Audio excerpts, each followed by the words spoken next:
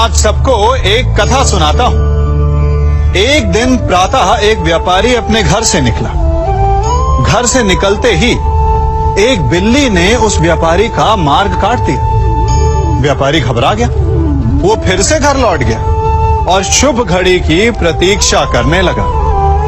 और जब वो पुनः अपने घर से निकला तब वो वाहन जा चुका था जिससे राजा तक पहुंचकर उसे भेंट देनी थी। राजा को भेंट नहीं मिली। राजा क्रोधित हो गए। राजा ने उस व्यापारी का व्यापार बंद करवा दिया। इस कारण व्यापारी क्रोधित होकर घर पर अपनी पत्नी से लड़ बैठा।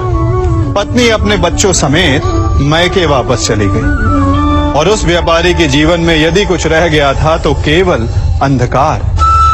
और इन सब का कारण वो उस बिल्ली को मानता रहा जिसने उसका मार्ग काटा था।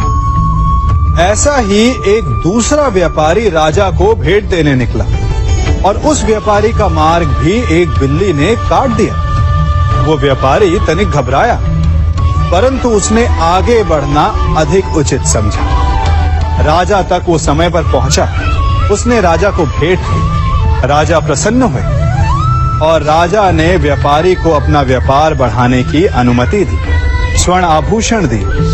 जब व्यापारी घर पर पहुंचा तो पत्नी को आभूषण और अपने बच्चों को देने के लिए वस्त्र थे उसके पास। हर ओर प्रसन्नता थी।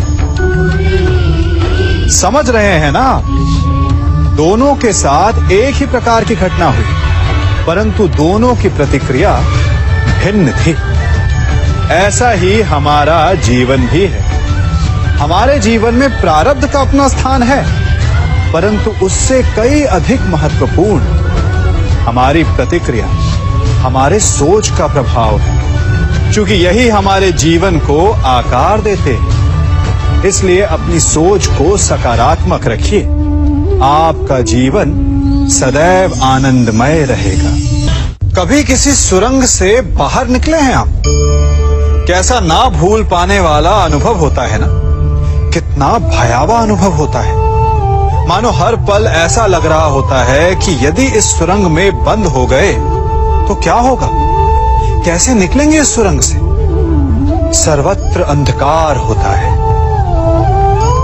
परंतु यदि आप ध्यान से उस सुरंग के मुखाने पर देखें तो वहां सदा प्रकाश होता है और उस प्रकाश तक वही पहुंच पाता है जो सुरंग की छोर तक पहुंच पाए।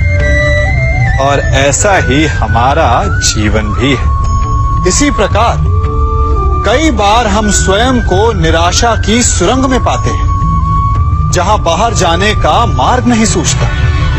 मानो जैसे जीवन आनंद सब समाप्त हो जाएगा। परंतु ऐसी परिस्थिति में ठीक उस सुरंग की भांति इस निराशा को समाप्त करने वाला आशा का प्रकाश उसे ही मिलता है जो निरंतर आगे बढ़ता रहे। यदि आपके जीवन में कभी भी निराशा आए, कोई भी समस्या आए, तो उसका समाधान है निरंतर प्रयत्न करते रहना। प्रयत्न करते रहिए, आपको सफलता अवश्य मिलेगी। कभी आप ब्रह्म मुहूर्त में जगे? जगकर देखिए। संध्या होने के पश्चात जब रात्रि का अंधकार सारे संसार को धीरे धीरे अपने अंधकार में निगलने लगता है, तो यही अंधकार ब्रह्म मुहूर्त में भोर होने से ठीक पूर्व तनिक अधिक काला हो जाता है। कुछ समझे? हमारा जीवन भी कुछ ऐसा ही होता है। जब हमारे जीवन की समस्याएं अपने अंत पर होती है तो यही समस्याएं एक भीषण रूप लेकर हमारे समक्ष प्रस्तुत हो जाती है और ऐसे परिस्थिति में अधिकतर लोग हार मान जाते हैं, भय खा जाते हैं। परंतु यदि आप हार न माने, भय न खाएं, दृढ़ रहें, निरंतर आगे बढ़ते रहें, तो प्रकाश के रूप में हमारा स्वागत करने के लिए सूर्य उदय सदा हमारे समक्ष प्रस्तुत रहेगा। हम में से ऐसा कोई नहीं जिनकी परछाई उनसे दूर रहती है। हमारी परछाई सदैव हमारे साथ रहती है। कदाचित हमारी परछाई हमारे कर्मों के फलों का संकेत है। कदाचित इसी कारण कई बार हमें अपनी परछाई से भय भी लगता है, परंतु इस भय से निवारण पाने का एक साधन अवश्य है। वो है सूर्य की ओर मुख करना या किसी प्रकाश के स्रोत की ओर मुख करना, क्योंकि तब हमें हमारी परछाई दिखाई नहीं देती।